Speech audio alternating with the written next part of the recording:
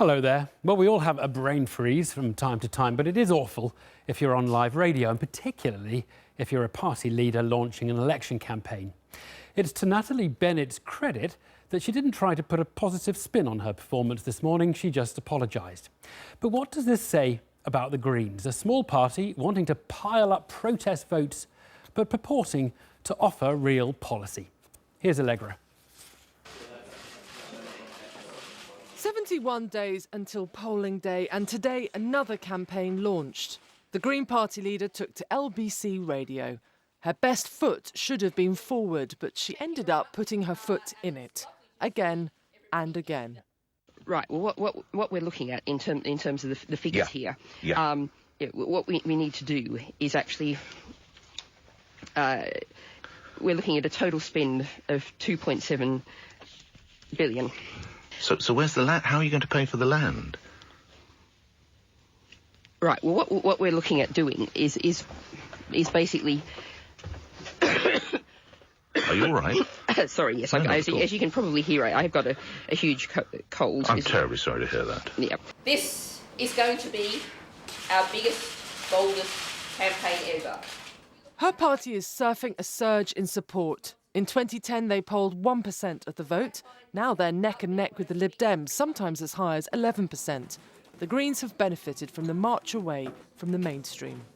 What do you say to people out there who will have listened to that interview this morning and worry that they might like you, but you don't have the graft needed to go into government? Well, I think I'd say to people that, the Green Party is, of course, not just me. It's not just Caroline Lucas, our great MP. It's not just Darren Hall, who's he's going to be the next MP for Bristol West. It's 54,000 people around the country who make policies. I'd urge you to look at your local candidate, find out more about them, and particularly look at the Green Party policies. Do you accept that all these votes that you look like you might be piling up, they make an Ed Miliband government less likely?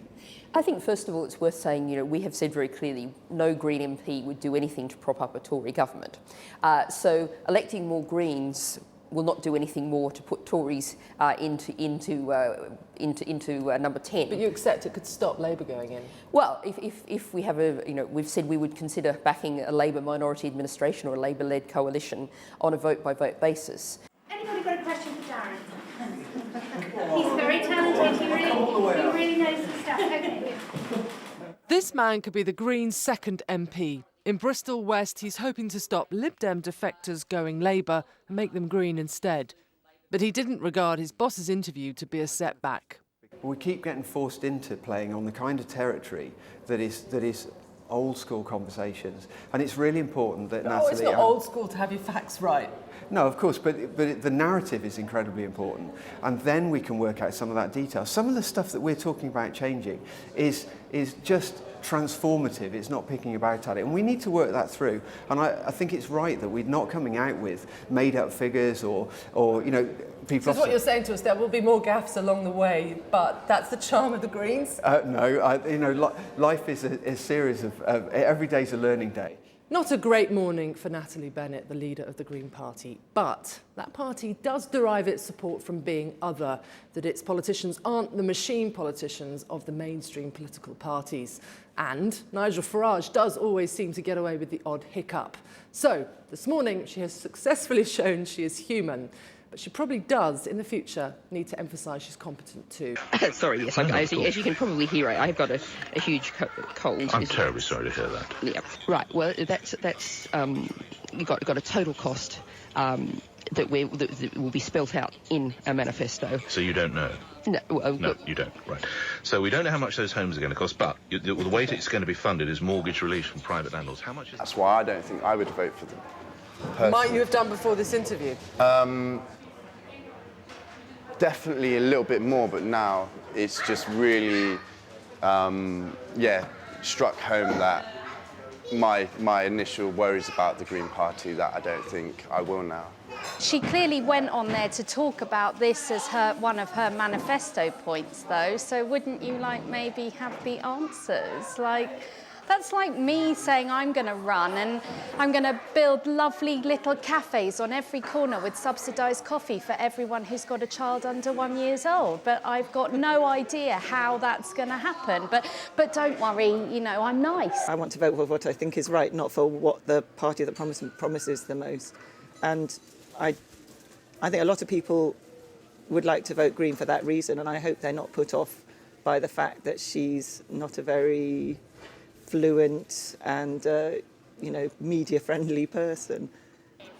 Conservatives had hoped the Greens might split Britain's left-wing vote. This morning, those hopes suffered a setback, and Labour and the Lib Dems rejoiced. The Green Party leader may be lacking in experience, a little green maybe, but the party's grassroots are in such rude health, it might not really matter. Allegra Stratton reporting. It is possible, by the way, to answer the question that Natalie Bennett was struggling with as to how you finance 500,000 council houses. You get the land cheaply by buying without permission to build on it. Once you've acquired it, you give it building permission. 500,000 homes at £100,000 each cost £50 billion. Chuck in another £50 billion for the infrastructure around the homes, and all you need to borrow is £100 billion. And at current government borrowing rates, that's about £2 billion a year. You finance that by the rents you make on the homes. You'd be fine if the rents are £400 a month for each home. Property development can be a profitable business, which is why so many rich people do it. Anyway, that was not the answer that Ms Bennett gave. And to make it all worse, at a press conference for the Greens, a Sky reporter asked her about her excruciating interview, and her party colleague Jenny Jones stepped in. Would you agree that I'm afraid you're letting your party down with performances like that? She's not going to answer that, OK? But Caroline... No. Caroline,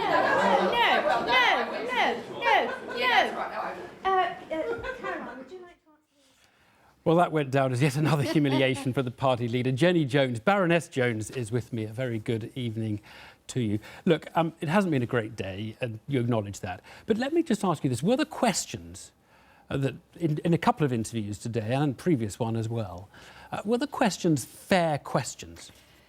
Well, I would argue any question is a fair question, except when we're actually forming our manifesto, we can't be sure of numbers simply because we've got people working on them and we have to go to conference and discuss it there and then decide. And so, in a sense, the questions were premature. I was being a bit overprotective of Natalie. She has been quite ill, and I was being a bit too motherly to her.